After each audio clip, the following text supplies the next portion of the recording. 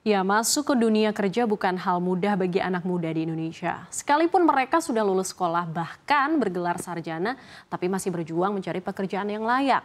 Mereka terjepit di antara harapan yang tinggi, realita pasar kerja yang sempit, dan pilihan pekerjaan yang seringkali tidak sesuai dengan kualifikasi atau upah yang diharapkan. Dan fenomena ini tidak lagi hanya jadi perbincangan di dalam negeri saja. Media asing bahkan ikut menyoroti sulitnya mendapatkan pekerjaan layak di tanah air. Mari kita bahas dalam Sarjana Banyak, tapi susah kerja. Ya, memang isu ketenaga kerjaan di Indonesia ini kembali jadi sorotan dunia internasional. Jadi media asing Al Jazeera ini menyoroti sulitnya anak muda Indonesia untuk mendapatkan pekerjaan yang layak. Dan dalam laporannya, Al Jazeera ini menyebut bahwa Indonesia termasuk negara dengan tingkat pengangguran pemuda tertinggi di Asia. Sekitar 16% dari 44 juta Gen Z ini tidak memiliki pekerjaan. Bahkan angka ini 2 kali lipat dari negara tetangga kita, yaitu Thailand dan juga Vietnam. Al Jazeera ini juga menuliskan bahwa optimisme anak muda Indonesia terhadap kondisi ekonomi juga tergolong rendah. Dan hal ini didasari oleh survei ISIS Yusof Ishak Institute pada Januari 2025 yang menyebutkan hanya 58% anak muda di Indonesia yang optimis terhadap rencana ekonomi pemerintah. Dan angka tersebut ini di bawah rata-rata 6 negara ASEAN lainnya yang mencapai 75%. Dan kekhawatiran ini sempat memang meluap ke jalan. Dan salah satu yang terbesar adalah saat mahasiswa mendirikan gerakan Indonesia Gelap pada bulan Februari 2025. Sebagai protes terhadap rencana pemangkasan anggaran layanan publik oleh pemerintah.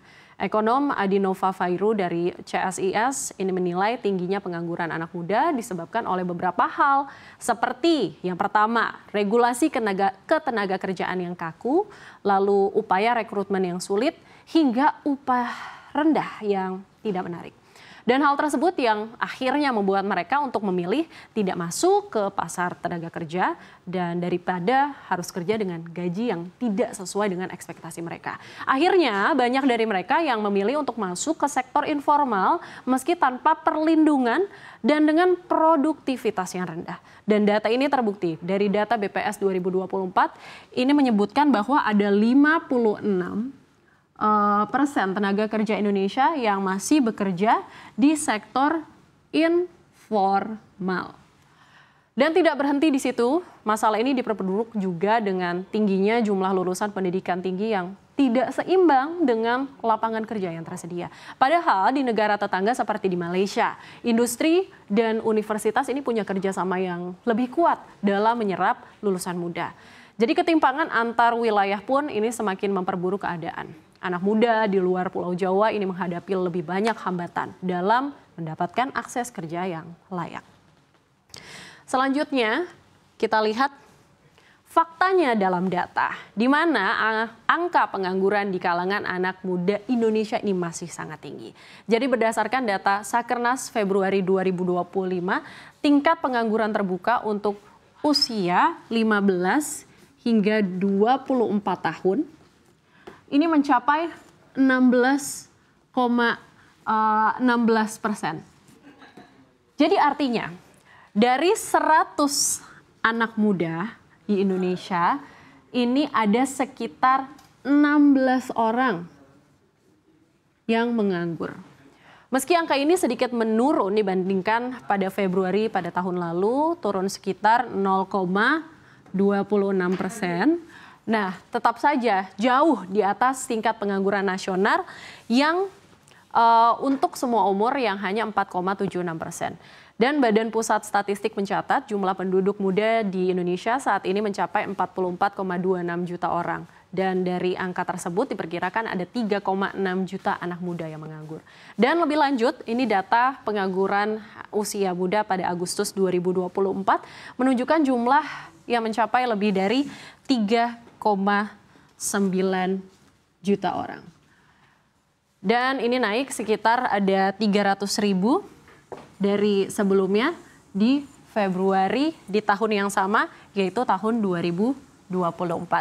Jadi sebagian besar diantaranya ini belum pernah bekerja, yakni lebih dari 2,8 juta orang. Sementara sisanya sekitar 1,1 juta orang ini merupakan mantan pekerja yang saat ini tidak lagi bekerja pada Agustus 2024. Masuk ke pasar kerja memang jelas bukan hal yang mudah bagi generasi muda. Persaingannya ketat, lowongannya terbatas. Dari segi latar belakang pendidikan juga menunjukkan kesenjangan. Jadi ada 60,93% anak muda di Indonesia ini hanya tamat SMA atau setara. Sementara yang bergelar diploma ataupun sarjana ini hanya sekitar 8,78% saja. Data-data ini semakin menggambarkan bahwa tantangan pengangguran muda di Indonesia masih besar dan juga kompleks.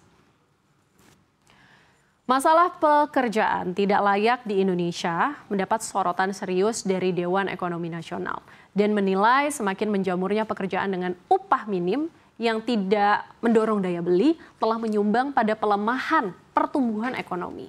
Pertumbuhan ekonomi Indonesia pada kuartal 1 2025 ini hanya sebesar 4,87% secara tahunan, meninggalkan tren satu dekade terakhir yang stagnan di angka 5%. Dan menurut anggota DEN Arif Anshori Yusuf, ujung dari masalah ini adalah pada ketersediaan pekerjaan yang layak. Karena daya beli masyarakat langsung terkait dengan pendapatan ataupun juga income. Dan sektor-sektor dengan produktivitas rendah seperti pertanian, kehutanan, perikanan, dan perdagangan disebut sebagai sumber utama pekerjaan tidak layak di Indonesia. Masalahnya, rata-rata upah dari sektor ini adalah yang terendah di Indonesia. Sebagai contoh, data dari BPS Februari 2025 menunjukkan mayoritas masyarakat ini bekerja di sektor pertanian dengan porsi 28,54% dari total 145,77 juta penduduk bekerja. Setara 41,61 juta orang. Pekerja pertanian hanya digaji rata-rata ini sekitar 2,25 juta per bulan. Dan sementara upah nasional ini adalah 3,09 juta. Sektor perdagangan ini juga menyusul. Di urutan kedua dengan posisi ini ada 19,26% atau sekitar 28,07 juta orang. Di bawahnya ada industri pengolahan hanya 13,45% atau 19,60 juta orang. Saat lapangan kerja yang tersedia ini didominasi dengan sektor dengan produktivitas dan juga gaji rendah, jumlah pengangguran pun masih tinggi. Data terbaru menunjukkan per Februari 2025 pengangguran di Indonesia tercatat sebesar 7,28 juta orang. Ini naik dari Februari 2024 yang berjumlah 7,19 juta orang. Sebanyak 3,55 juta orang diantaranya berusia 15 hingga 24 tahun. Diurutkan berikutnya oleh kelompok umur 25 hingga 34 tahun, ini sebanyak 1,94 juta orang. Dan data ini menunjukkan saat pekerjaan layak sulit diperoleh, ekonomi ini juga ikut tersendat. Ya, pengangguran muda, pekerjaan tidak layak, dan upah rendah, semua itu saling terkait dan bisa menjadi pengganjal utama laju ekonomi Indonesia. Kalau tenaga produktif kita sulit terserap ke sektor-sektor yang bisa mendorong daya beli dan inovasi, maka target untuk menjadi negara maju ini hanya akan jadi angan-angan. Yang diperlukan bukan sekedar lapangan kerja, tapi pekerjaan yang layak, berupah pantas, dan menjawab kesejahteraan rakyat di setiap lapisannya. Karena tanpa itu semua, masa depan anak muda dan masa depan ekonomi Indonesia akan terus diliputi oleh ketidakpastian.